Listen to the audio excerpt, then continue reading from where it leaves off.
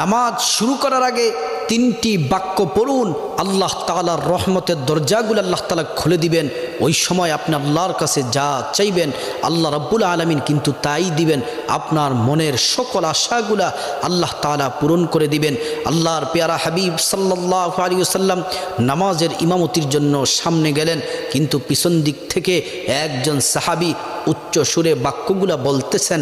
আর আল্লাহ রাসূল নামাজ শেষ করার পরে জিজ্ঞেস করলেন, কে এই বাক্যগুলা পড়েছ? ওই সাহাবী হাত তুললেন।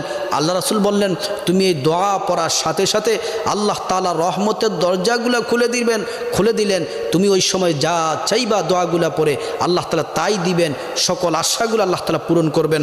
দোয়াটি হচ্ছে আল্লাহু আকবার কাবীরা ওয়ালহামদুলিল্লাহি কাসীরা ওয়া সুবহানাল্লাহি বুকরাতা ওয়া আসীলা। এই দোয়াটি পড়ার সাথে সাথে আল্লাহ তাআলা রহমতের দরজাগুলা